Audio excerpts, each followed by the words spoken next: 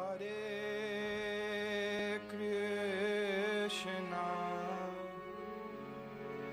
Hare Krishna, Krishna Krishna, Hare Hare. Welcome to today's Kartik Inspiration. In Vrindavan, always two things are going on. That which is visible and that which is not always manifested to our material senses. But sometimes the spiritual reality becomes visible to the material senses, and then we are often very surprised. The other day, I had an amazing realization how really in the spiritual sense, everyone in Vrindavan serves Krishna. I was going to one small temple, Radha Damodar temple. In the courtyard were a few cows, but I didn't pay much attention. I passed by them and directly sat before the golden forms of Radha Damodar to chant my rounds. I closed my eyes, and after some time I heard a heavy snorting. It was so loud that I thought, my God, who is that or what is that? When I opened my eyes, I saw a huge big bull. You know, these bulls are sometimes a few tons heavy. He looked at me. He had lowered his head. I was not sure, was he going to attack? And he was snorting a few times and then tapping the ground with one of his hooves. Intuitively, I understood that I should make a little space, so I went a little bit more back, and then the bull seemed to be satisfied.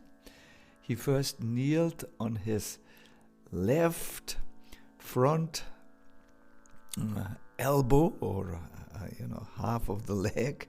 Then he came down with the right, and then he put his huge body on the ground and, believe it or not, looked at the deities. And as he looked, you could see there was some type of communication going on. At least I could see that the eye of the bull, which was close to me, filled with some tears or some emotion was going on. And he then put his head down, still looking at the deities and paying his obeisances. Then after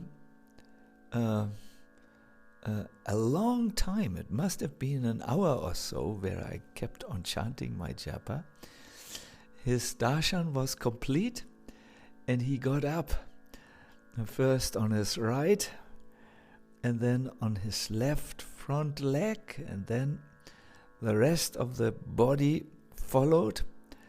He looked one more time at me, this time not making this loud sound, and then peacefully went away. These animals in Vrindavan are sometimes great souls who take a little pause from the human form of life, where they might be engaged in the welfare of others, and due to their attachment, they stay in the earthly Vrindavan. Or it could be that it's human beings who made a mistake and took one last birth as a cow before, or bull, or also monkey, before they return back to the eternal Vrindavan. This bull, next to him, I felt very peaceful, and I could focus my mind very nicely on chanting and understanding.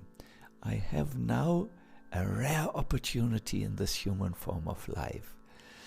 The days and hours run by like a river of time entering the ocean, and before my death I should make the best possible use of it. It was a very moving experience. I still remember. Wishing you all the best, and see you for next Kartik Inspiration. Hare Rama, Rama